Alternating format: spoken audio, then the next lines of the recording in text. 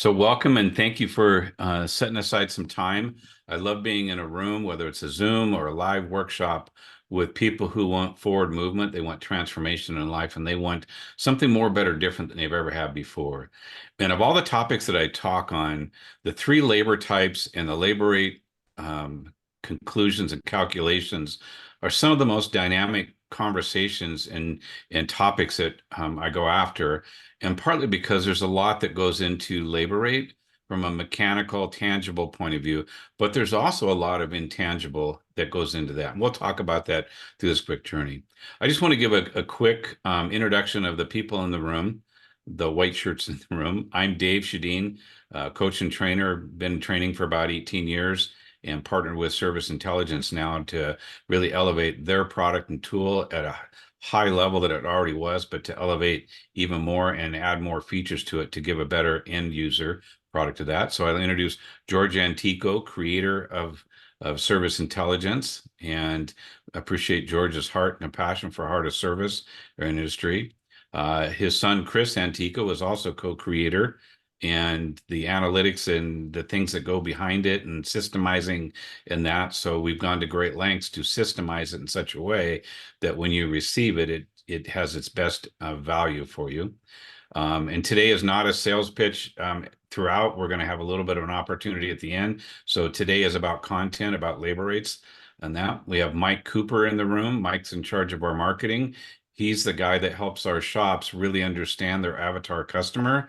And Mike is, in one sense, facilitating this particular webinar and that. And I'll come back to Mike in a second. And then John Rowe has been in our automotive industry for 40 plus years, specializing in automotive software sales as a former Mitchell rep, and he's very aware of Service Intelligence. We have a button inside of Mitchell. If you have Mitchell, there's some other softwares that we integrate with 17 of the most popular ones. And so John's very, very good at understanding your needs of what needs to happen. And then I'm going to bring it back to Mike, and Mike will talk a little bit about this webinar and some facilitating of that. So go ahead, Mike. Yeah, so as we're going along here, if you have any questions, please feel free to put them into the chat as we're going along. If Chris has the answer right there for you at that moment that he can answer, he will answer you in the chat as Dave is going. But we will have a session at the end, 10, 15, 20 minutes, 3 hours. If you have questions afterwards, we will be happy to have a full-on conversation about that as Dave goes through his training on the labor rate calculator. Something else I just want to mention is that Zoom is not a native app to everybody. And so if you are new to Zoom or don't know how to navigate it too well, just keep in mind there is a little view button in the upper right corner that you can change the layout of how we're looking. When we're going to be doing the screen presentation, it'll auto change your layout to focus on the person who's presenting their screen. But if you want to go back to the grid view temporarily, or if you can't get out of the grid view, you can click on that view button and switch it to speaker or switch it to gallery to switch between like the 3x3 layout that we're in right now or to the speaker focused view. Additionally, there is a difference between sending a message in the chat and submitting a question. If you submit a question, it'll be put into the question and answer area. And if you put it into the chat, then it may get lost in the process of facilitating these questions. So please just, keep that in mind. Awesome. Thank you for that, Chris and Mike. And so now I'm going to share my screen, and I just need an acknowledgement of somebody that they can see the screen. We can. Awesome. So I'm going to move the bar up as far as I can. You guys can't see what I did because I got a Zoom bar in the way. Way to raise the bar, Dave. Yeah. So we're talking about three labor types and the diagnostic, repair, preventative maintenance, PM labor. And I'm going to ask that this webinar, I'm going to challenge you to show up in this webinar different than you ever have before. This is a complimentary webinar that I typically charge about $300 to be in this webinar. It's even a 45-minute, hour-long one, because the value out of this, you'll make tens and thousands of dollars from the content that you're going to get, and not just because you're labor rate.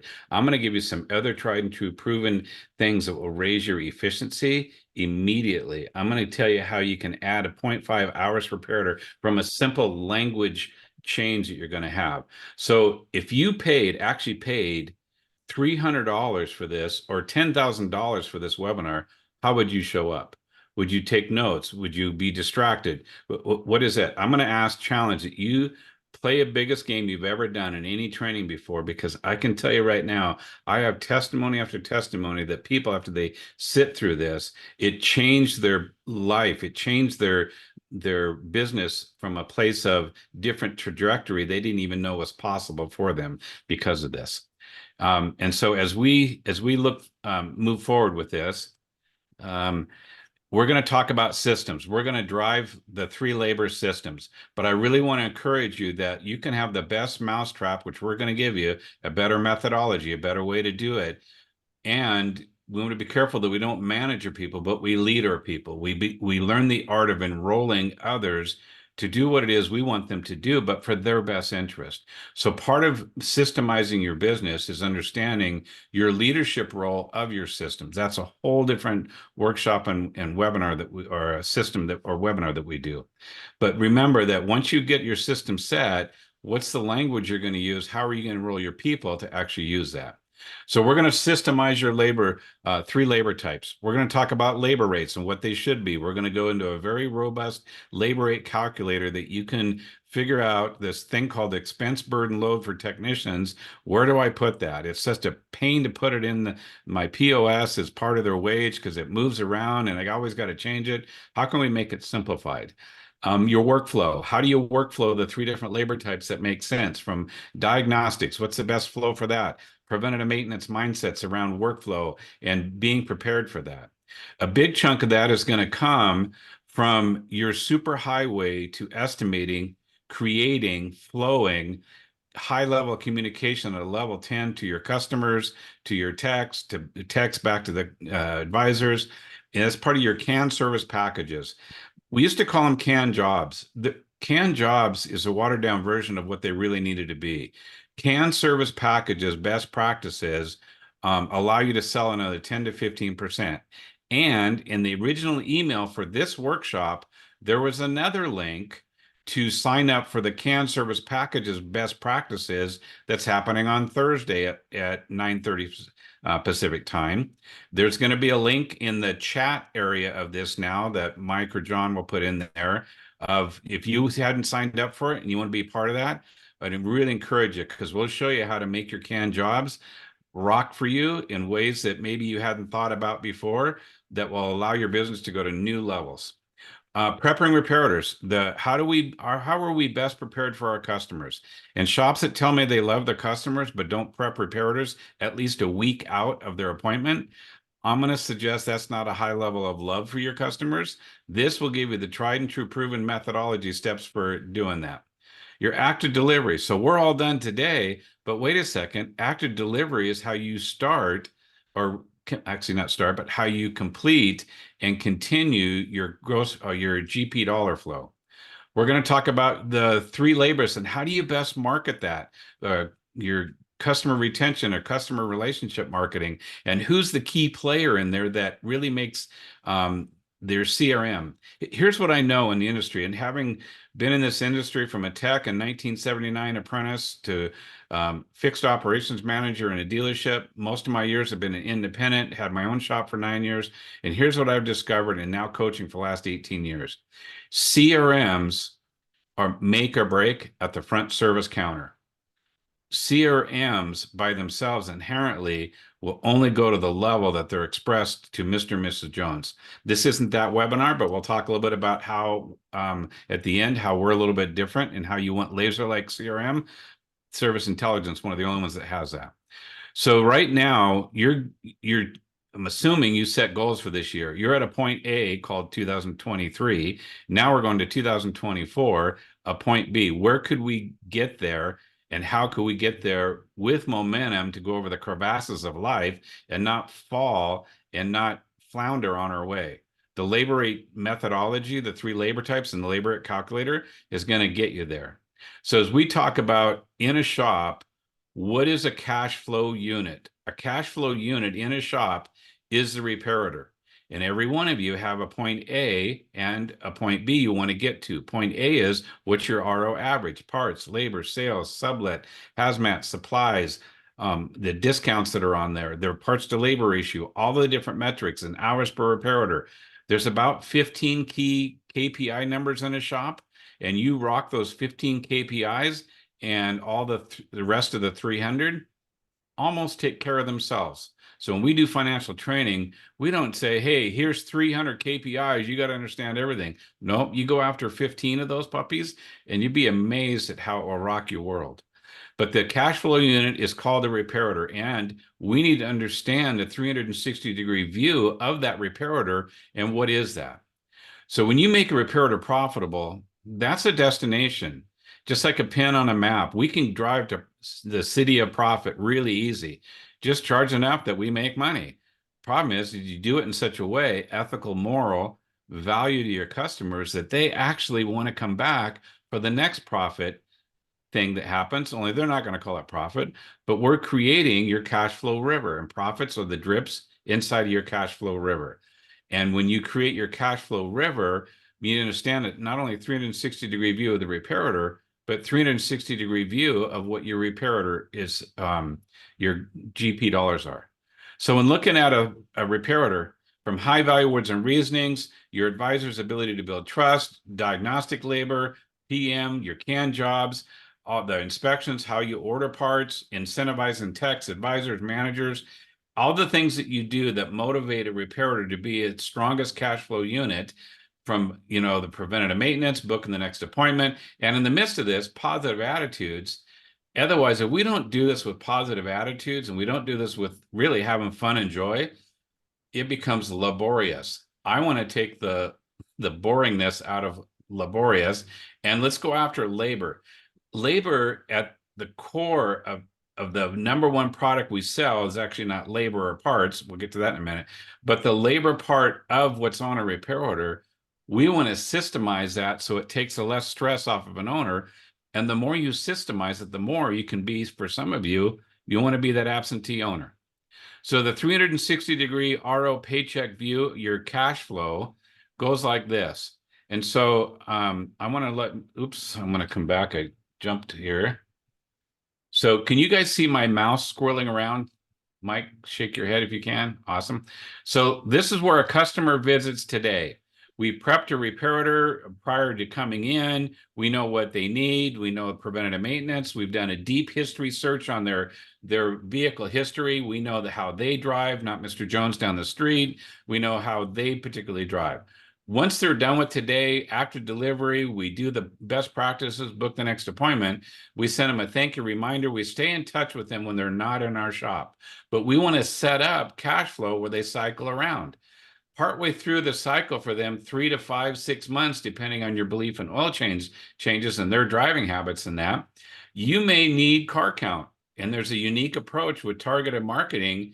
You can put an email blast out today, and tomorrow have 10 appointments you didn't have the day before, cooling system, transmissions, cabin filters. It's amazing how fast that works. But you want to be able to have a system in place. If I need car count now, how can I drive it so that it comes in tomorrow? And then we have a thing, declined work. What did they do that they deferred till the next visit? The Suburban did $1,800 worth of brake work, but it still had another $1,200 worth of cooling system work it needed to get done. And they have to wait till the next cash injection. So when that happened, how do we stay in touch? That's your CRM. But your advisor has to sell that at the counter. And then going around the circle is like the service reminders. Now Mr. Jones has driven since he was in, and we took care of the preventative maintenance. What else has shown up on the vehicle? What's due now? How do we remind them? How do we get them activated in such a way that they come in requesting their next service items versus always being reactionary? And then we do appointment reminders that are very robust, that ask for, in our particular appointment reminders, they ask for the sale, they ask for authorizations and that. And then we complete the cycle. So the takeaway here is be thinking today's visit, you always set up your next experience with a customer, book the next appointment. If they drop off with a diagnostic, you're setting up your next experience. Mr. Jones, based on what the vehicle reveals, we should have a diagnostic complete around the 10, 11 o'clock range. Expect a call between 11:30 and 12 with what your vehicle reveals and the estimate that your vehicle needs for that peace of mind. Be thinking cash flow thinking as business owners or managers. What does that look like? So the context training that I'm going to give you now is a workers worth their wages. And that means it's not pride and arrogancy. I deserve it because I've been in this industry long enough. I got $100,000 worth of tools. I deserve to get paid. It really is around pride and excellence and what we bring forward. It's that humility, heart of service. When we have that, we lead and we train our people inside of that. It's amazing what you guys will go create. So we're going to do a little bit of 0.3 math. And so 1/10 is 6 minutes, 3/10 is 18 minutes. And so of the 3 labor types, if we don't systemize it per tech on average, and this is probably a low number, because if I put a high number, what I see, it can be pretty daunting. So what that means then is if we have 0.3 times 4 times a day in a tech, diag, PM, repair, warranties, whatever we have that are in the way that we didn't capitalize on, interruptions, we could have capitalized on another 1.2 a day. If your labor rate's at 185, that's 222 a day. Okay, times if you have 3 techs times 253 working days, Monday through Fridays with holidays out, that's 168.5 of annual lost sales. And it's amazing when we go after the small things, when you systemize your business, a lot of it's not a major, it's broken, completely revamp something. It's a little tweak here, a little tweak there. And it's amazing what you'll actually go create. And if you're running on 62% GP, that's like 130 grand of new GP dollars just by focusing on different areas of the business. Small is the new big. Really understand that when you go after the small micro adjustments, you make macro results in that. So the challenge at the beginning of this was play the biggest game you played before. You paid 300. Treat it like you paid 10 grand for this. Go pro. I'm going to suggest do not stick your toe in the 3 labor type systemization of your business.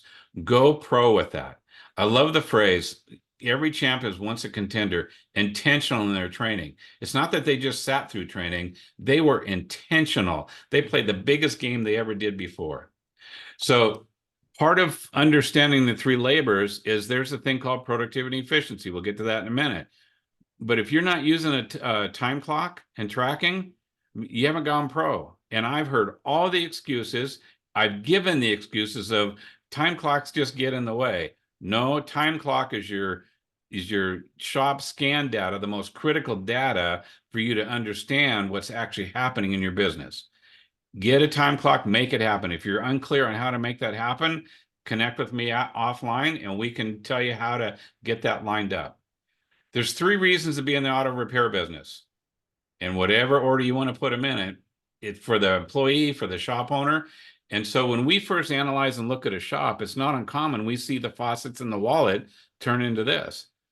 Small is a new big. Make some small adjustments and you'll have a great income of change where you turn that faucet that's coming in, we open that puppy up, the one going out of it, we get it down as tight as it will go. You'll notice there's still a few drips out of that faucet because that faucet's made by the US and state government and there's a tax orifice that can't be shut off. And so it will always do a little bit of bleeding, but we want to overrun it so that we have that positive cash flow. So what's the number one thing you sell? Sounds like a great question. It's really important to understand what is it that Mr. Jones wants to buy from you. And they want the most dependable, longest last, the safest means of transportation possible for peace of mind. Here's your number one takeaway from today. This can add, I've literally seen it add 0.5 hours per reparator on a reparator from just a phrase. You didn't move a work order rack. You didn't change a canned job. You change your language at the counter and it's peace of mind. Stop selling parts and labor with dollars attached to it. Here's some peace of mind math. This is a takeaway. If your reparator is 500 to 1,000, say peace of mind at least 3 times. If it's 1,000 to 2,000, say it 3 to 5 times. If it's over 2,000, say some form of peace of mind, dependable, longest lasting, safest times, 5 to 7 times. That shift alone, when I do coaching and training on the counter for a shop, and I said, I'm peace of mind, got to bring peace of mind, peace of mind, peace of mind. Next thing you know, in 4 or 5 days, they got 0.3, 0.5 hours per repair order. I had a shop, all they did was interject peace of mind, and they ended up with an hour more per repair order.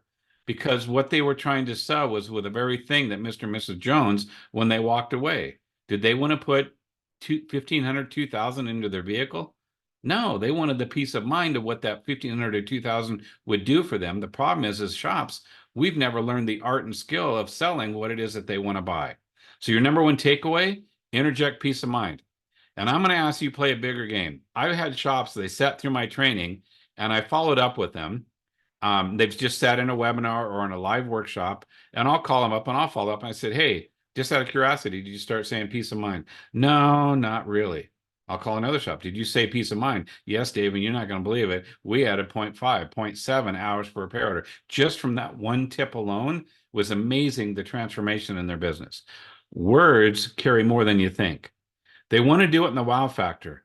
I'm talking about automotive, moral compass, true north, the ability to build trust with that customer, come from that heart of service, that integrous message to them of selling what the vehicle reveals and having the courage to actually present that.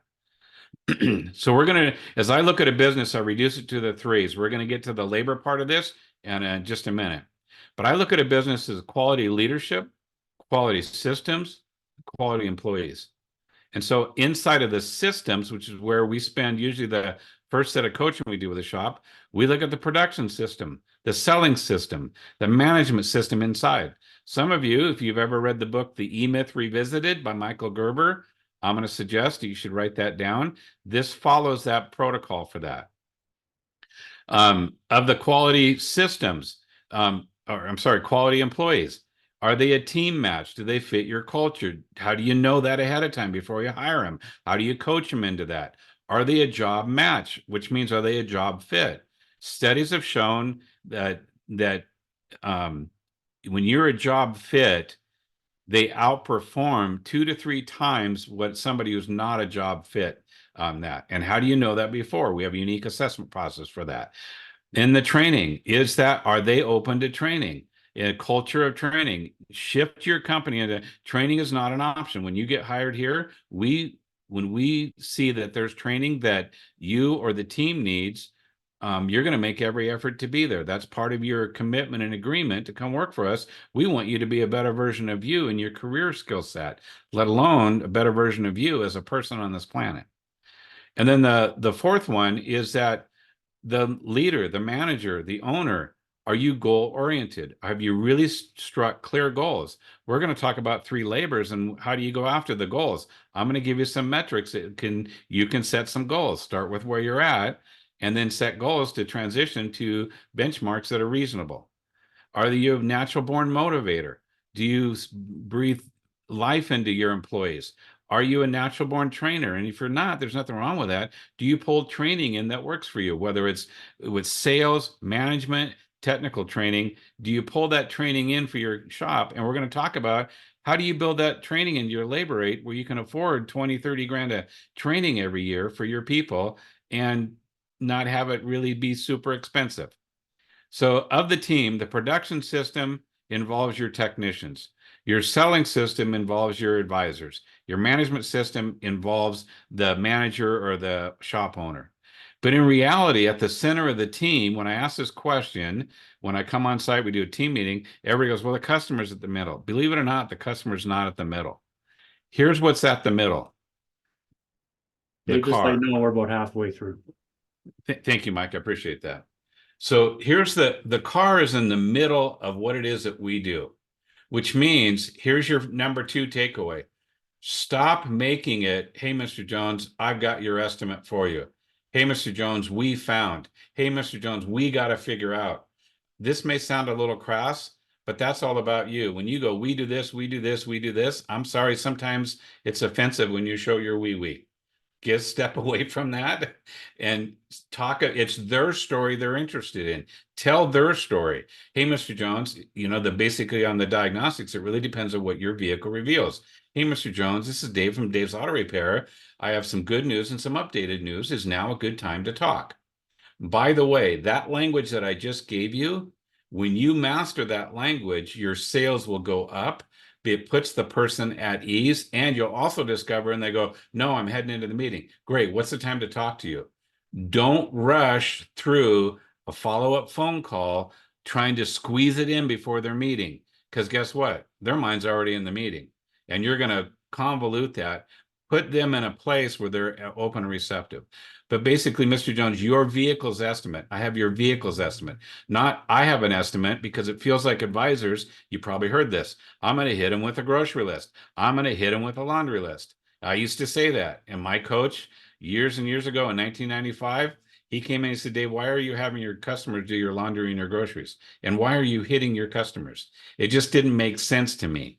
So it's about the vehicle, and we make everything about the vehicle. The 3 labors, believe it or not, are derived from the vehicle. Are we going to use a labor time guide? Yeah. Are we going to show you how to enhance that? Absolutely. But it's about the vehicle. So how do we make a profitable repair order with high customer satisfaction? Well, we got to understand some fundamentals. Productivity. The time a tech is punched in on the clock, physically working on billable hours. When they're working on the shop truck, repairing it, maintaining it, are they productive for the company? Yes. But are they productive on billable hours? No, because shop owners don't want to pay for their own repairs. I've just seen it too many times. Efficiency then is, once the tech is working on the vehicle, what's the speed at which the billable hours are getting completed? And here's maybe a KPI you should look at. You cannot point your finger at a technician for inefficiencies if you're not going to give them a repair order that's 3 hours per repair order or more. Otherwise, they're on and off that car too many times. You haven't given them anything to be efficient with. The car will give you, it's another class we do, the car will give you 3.5 to 4 hours per repair order just in preventative maintenance, vital fluids and filters, and cleanings, inspections, and the rest of that.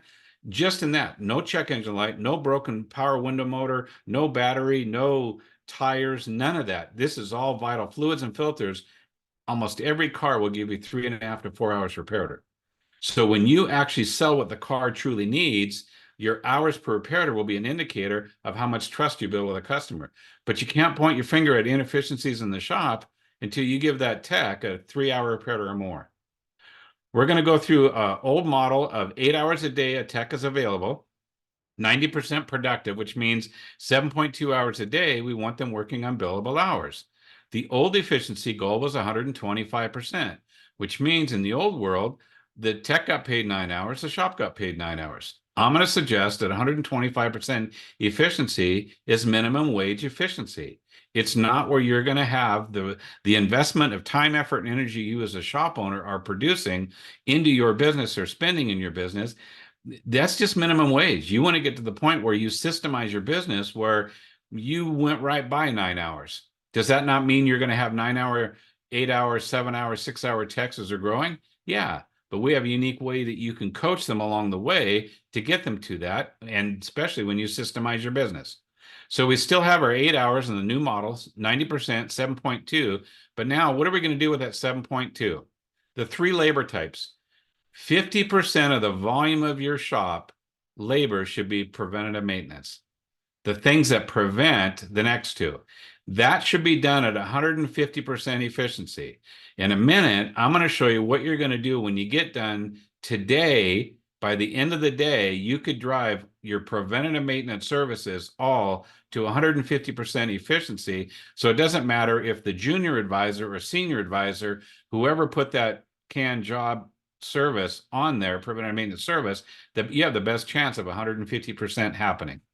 We're going to talk about diagnostics. 25% of the volume of your labor should be diagnostics. That's not a sales goal. That's a vehicle requirement. What we're seeing on cars, the repairs that happen all needed a diagnose at some level, whether it's electrical, high tech, mechanical, fluid, squeak, noise, smells, whatever. And most of you are presenting at some level a diagnostics. We'll talk a little bit about how to present high value. in a minute, but 200% efficiency. Most of you present 1 hour of diagnostics, typically at your normal door rate. If you're in it half an hour, you're still charging the hour. Most shops are doing that. They believe in 2 for 1. The challenge is when the tech had to take an hour and you go, oh, well, at least we made our hour.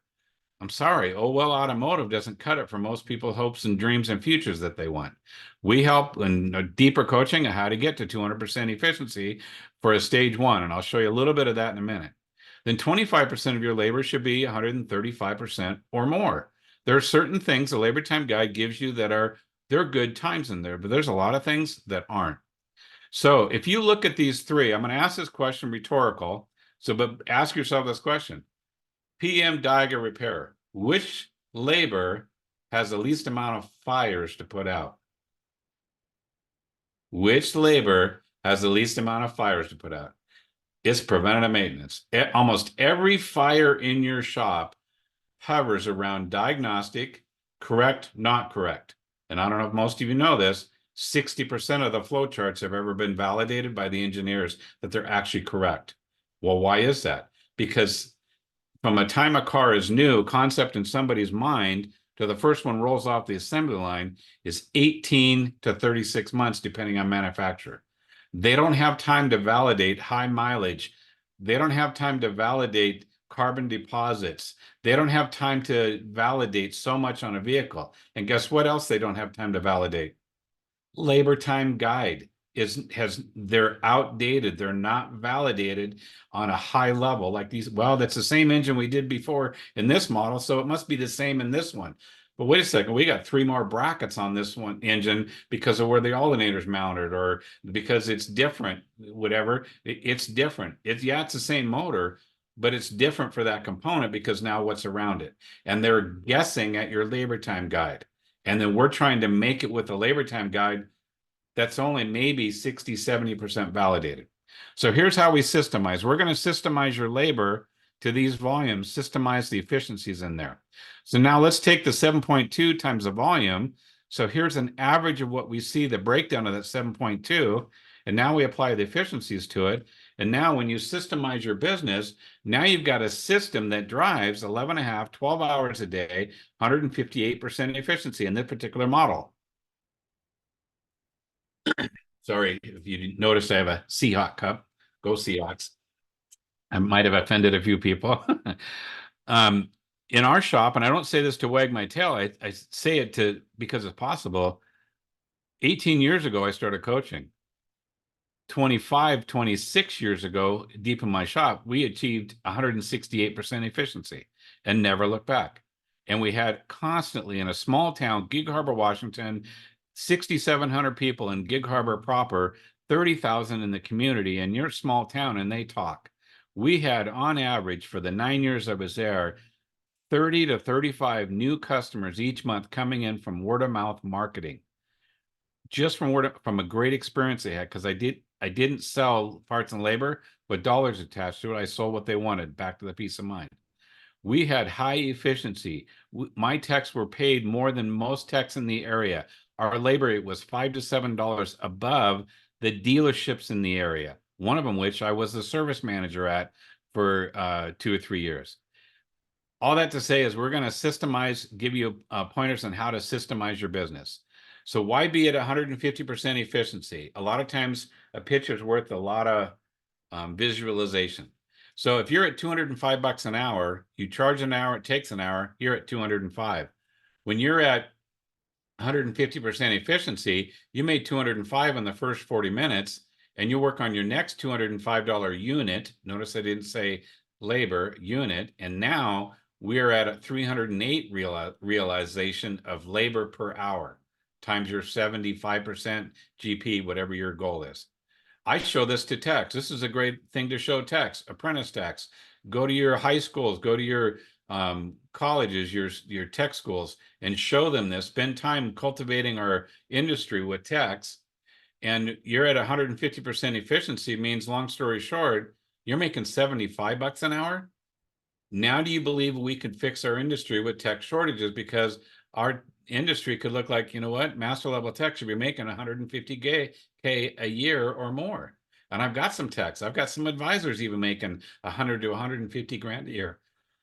And because they've systemized their business, the owner loves paying him that because he knows what it means to his wallet and cash flow, and he knows what he can do to bless his team. So predictive preventative maintenance. How do we drive 150%? Here's another takeaway. Package pricing in your canned jobs. If a job takes 0.6, we charge 0.6. We've forced our system into 100% efficiency ever. If we know it takes 0.6, we need 50% more. Divide by 2, get 0.3, add that to it, and now we have our canned job labor of 0.9, or round up to 1 hour. And now you add your brake fluid or whatever the fluid is, and now you have a canned job that no matter who puts it on the repair order, the chances of it coming back at 150% efficiency is awesome. A KPI, not in my notes, not on my slide, 30% of your repair orders should have 3 or more PM services. 30% of your repair orders should have 3 or more PM services labors on there, which means imagine putting 350% efficiency services on that repair order. What's the chances of it coming back above 150%? It's huge. So now I'm going to give you another example of that. Is transmission pan service. Change the filter, complete system cleaning, fluid exchange, and if it takes 1.1 and round it up, and so your labor, if you're at 195, you're at 331. So what does this look like as far as a repair order? This is how that repair order would look. Well, gosh, Dave, transmission fluid exchanges are $675. That's so expensive. I can't sell it for that. Guess what? 20 years ago, this was my price at that then value. And I was looking at getting my second transmission fluid exchange because I was not selling the price of the fluid service. I was selling the peace of mind they did not have to spend at the time $2,500 to $4,500 for that transmission. And what are transmissions nowadays? 9,000, 12,000. In your European shops, you're 15 to 20 grand for a high-tech transmission. Stop selling the parts and labor to it. But that's how you drive PM efficiencies. 135% preventative or regular repair labor. So the labor time guides are outdated. A 30% bump is what I'm seeing in a rural world environment that's realistic for what the techs are working on. And so that means if the labor time guide said 5.7, it would land in your RO at 7.4. Most softwares allow you one labor bump here. There is one software I know about, Protractor, allows you to have cars based on their age of the car, the vehicle, what you set your bump to. It's phenomenal. There are some other softwares that allow you to, as the more hours you put on there, the labor rate climbs. It's a labor matrix. This is a labor time guide bump, labor time matrix bump, not a labor dollar per hour. And some systems have that. That's another conversation for another time. So this is where you might be manual. For when your cars are older and you got to wait on parts 7-10 days, put the car together, pull it back out, put it back in, you need a labor time guide bump just because you got to facilitate the car, get that tech back in the same thing. So diagnostics, 200% efficiency, 2 for 1 or more. And again, do not say hours to your customers. We present it in diagnostic ranges. Mr. Jones has got a check engine light. And let's say in this particular case, I'm going to give you the quick language on it. He's got a check engine light. Customer loves and trusts you. And he came to your shop and he's saying, Dave, well, last words out of mouth. What does it cost? What does it cost to diagnose my car? Well, Mr. Jones, before we can accurately diagnose the root cause of your check engine light, the hard start, the poor idling you're experiencing that's made the vehicle unreliable, our certified technician will need to perform the Audi-specific dynamic computer system scan test, and that can run $138 to the $460 range. But ultimately, Bob, what's actually wrong with your vehicle? The number of codes, each code can have a 3 to 10 page diagnostic flow chart, 1 to 3 or 5 pieces of high-tech equipment. Ultimately, your vehicle will determine that how much diagnostics it needs to be applied. If it looks like it might head over the 460 range, would you prefer a call or a text on your phone? Make sure you say stage 1 in there. That's part of the value presentation. So when you get to your labor rates that are probably going to increase from where you're at, you're going to find that you're going to need to shift your language to match that, especially diagnostics. When you master diagnostics, your language for the other ones go along for the ride at a higher value. And there's another whole training on that. So diagnostics, how do you workflow diagnostics labor? You're systemizing your labor.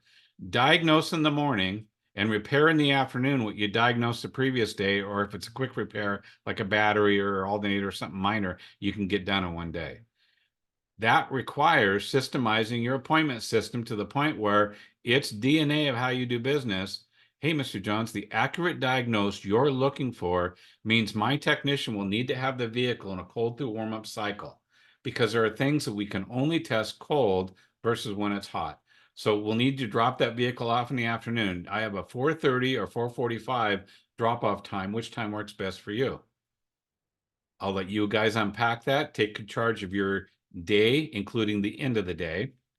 If we want 8 hours of text to be busy, I believe this is the Davism. 4 hours a day, we want the text working. It's the owner's responsibility. If the advisor's just order taking, that's 1 to 1.5 hours per operator, which means we need to make sure we're marketing enough. Go pro with your marketing and your CRM to feed the techs 3 to 4 cars a day. It's now up to the employees, the techs and advisors, to find all the legitimate work to keep them busy 4 hours a day. Not sold hours. Sold hours should be 12 to 15 a day, but it's up to them, which means owners go pro in systemizing your business. Don't dabble your toe in your business systemization. Go pro with that.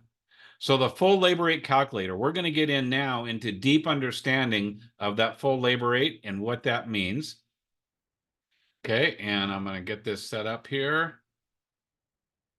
And Mike, did you guys see this come over to the Excel? Awesome.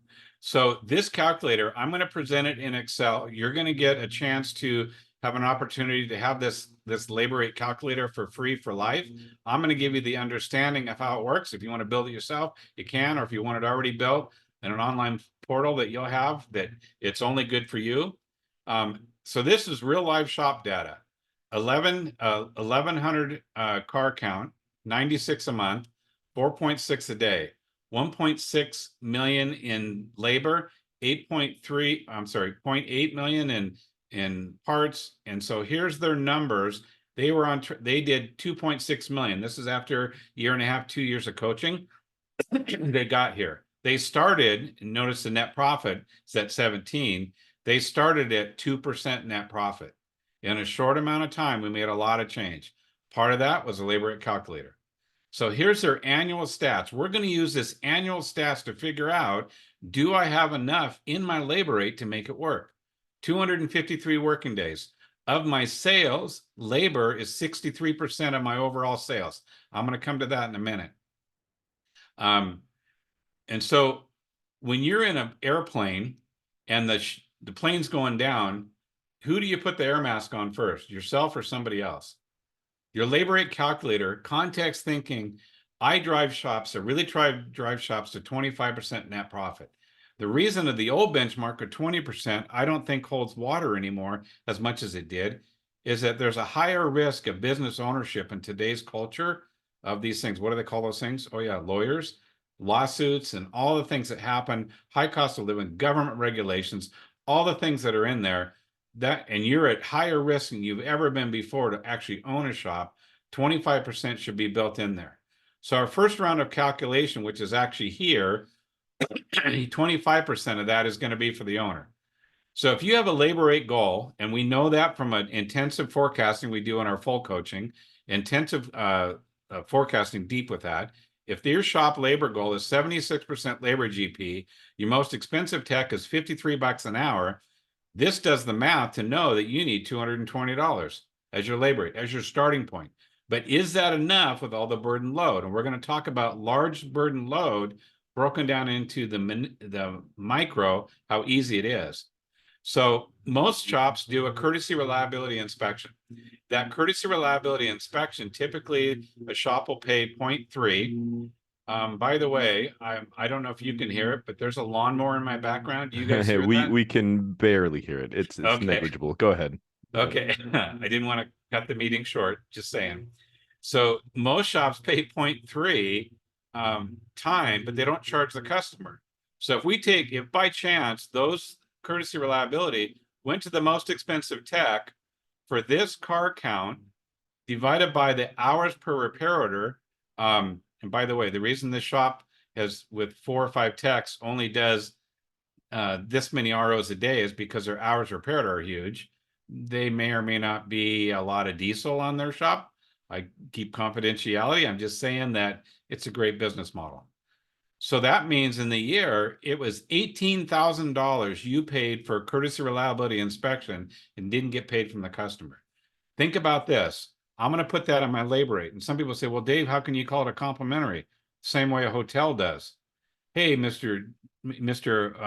Hotel clerk, I'm new to this city. I want to see what's in the city. How do I do that? Well, go up front. We have a complimentary concierge service, and they'll schedule your day and set you up. It's a free service to organize your day. That person's paid $80,000 a year. Do you think it's free? No, it's in the room rate. Every industry does it. So this autofills from the discounts up on top. So when you get your form and you'll fill it out, you'll put in your disc, it automatically fills in. Your overtime costs. Some shops work with overtime. So this particular case, this shop, they don't care if they pay the guys overtime. And the guys like it. They like getting paid overtime. Everybody's so afraid of overtime. You know what? Your customers pay the overtime. Give it a rest. So if these techs, 4 techs had an hour and a half of overtime a week, and your overtime wages at your expensive guy is 77, it calculates each year you might pay 23 grand in overtime. No sweat. I'm going to show you how ridiculous it sounds.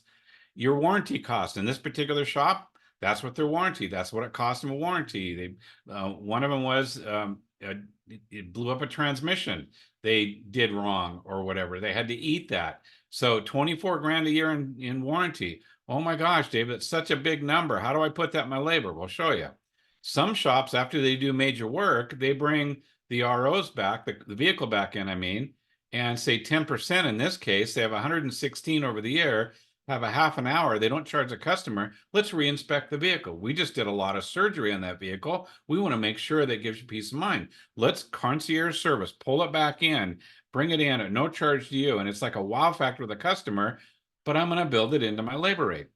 Vacation cost, 15 grand for vacation costs on an annual basis. You put whatever that number is in there.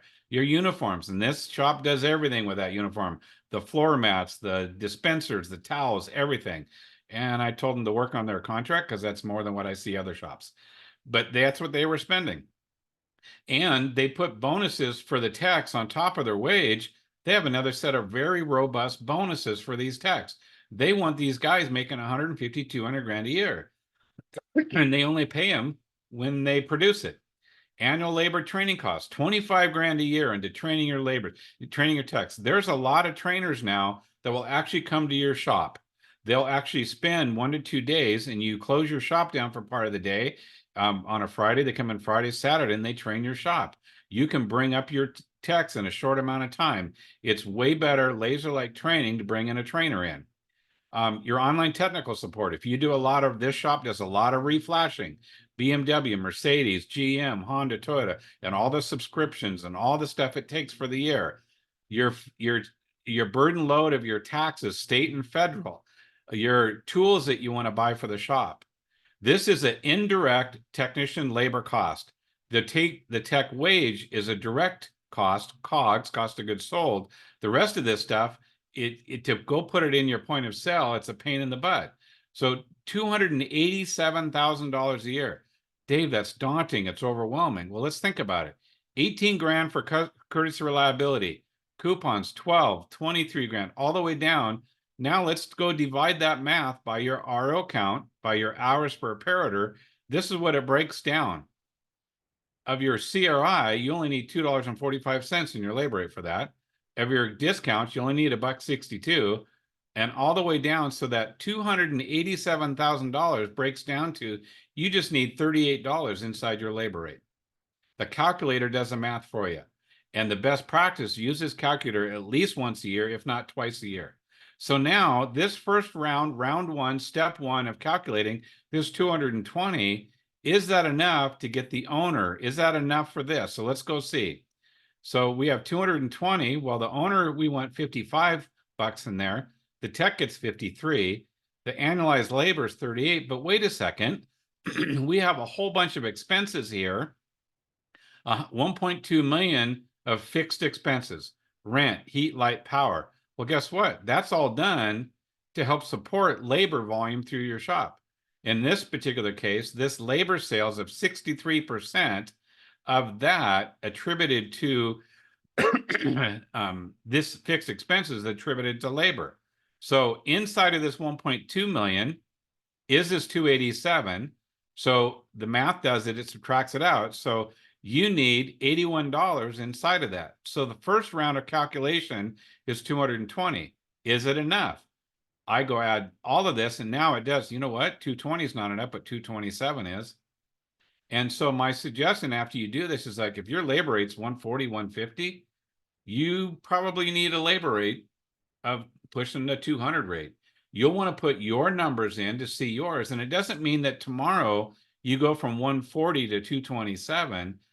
But now you have a game plan. Now you have goals that you can set to go get that. What it's going to look like for you guys when you get it, this is Excel for ease of training format. When you guys get it, it's going to look a little bit like this.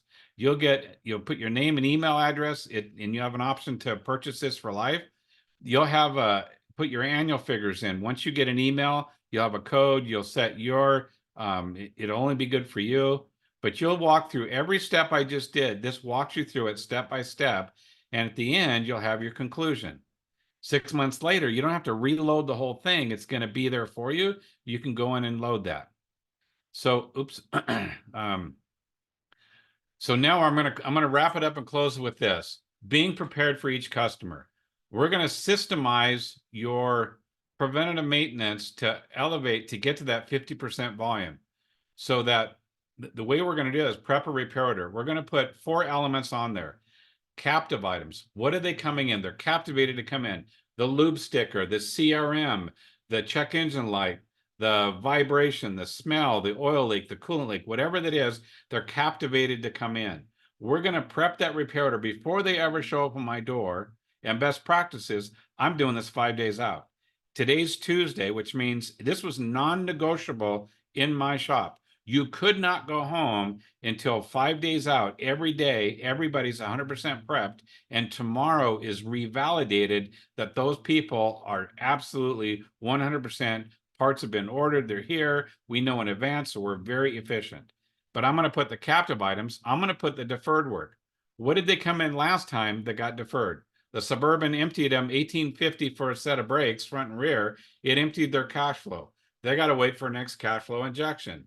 30 days, 60 days, 90 days. What was deferred that wasn't done, I'm going to put that on the repair order. And I'm going to go after what, if it's still under warranty, what are the factory requirements to keep the warranty in place? I'm going to make sure that's on there. In reality, what's a real maintenance plan? If you're in Arizona, you're in Minnesota, you're in Seattle, wherever you're at, your weather is going to be a different driving maintenance. And here's the deal. You have 2 2016 Subaru Outback wagons. One drives 18 miles a day. One drives 58 miles a day. Are they on the same maintenance plan? No. Are they on the same CRM reminder? No. In my CRMs, when I had Dave's Auto Repair, I wasn't aware of Service Intelligence at the time. I had to shut my postcards down from 2 different companies because I kept having egg in my face. Hey, Dave, I got a card here. I need a 90,000 mile with the timing belt. You guys just did that a month ago. Yeah, you're right. Don't pay attention to my card. It was a mistiming of that. In 1 week, I had 3 conversations with customers, and I just said, why am I paying for cards that I got to tell them to don't pay attention to them? It didn't make sense for me. When you can know how your customers drive, and that, which there's 2 ways we're going to show that. So your prepper repairer, you are fully prepared for that customer. You know the value, words, and reasons you're going to say, your mindset, who the customer is. You are prepared for that customer. This is what I did at Dave's Auto Repair. This is how I got to 4 hours repairer with 30 to 35 new customers a month coming in. All my GPs at goal. And I don't say that to brag. I say that to let you know it's possible. And that's what we coach shops to. This is a manual way, but it takes 10 to 15 minutes per repairer. Guess what system in most shops drops away when they get busy? The very thing that keeps them busy. Then they go like, well, we were busy, too busy, and now we're sucking for air. We need car count. We don't know who needs what. So there's a high-tech way now. So now with service intelligence, you have a quick report that shows in this particular vehicle example, the deferred work that you called before, it reads that, puts it right here. One page, one click, go right to it. But you start the conversation with the blue as, hey, Mr. Jones, here's the things you don't need to buy. Oh my gosh, your customers will experience a conversation that you start with what you don't need to buy. We're going to maximize, give you the most affordable preventative maintenance plan because we're going to time things when they need to be done. The red are areas where you've said yes before and had that preventative maintenance done. The vehicle's revealed that they're due again. Notice I didn't go accusatory. You've driven it, so you need to make sure you do these. No, the vehicle, it's about the vehicle. And then the black items, we're going to put in inspection. So prepping repair orders is the best way, I'm going to say almost the real way to sell preventative maintenance. If you're going to sell preventative maintenance from an inspection process, you're going to sell preventative maintenance reactionary. You train your customers with this kind of a mindset, this system, and guess what? They will come in saying, hey, I need the things done in red. Instead of you trying to get a yes from you, they're going to try and get a yes from you. Can you do that today while it's good for the oil change? Can you do these things that it needs while it's in there? It's a powerful, powerful system. We have shops that launch this, and next month they do 17 grand more preventative maintenance they've ever done before. So that concludes the three kind of a quick view of, and some in depth of the three labor types, the labor rate calculator,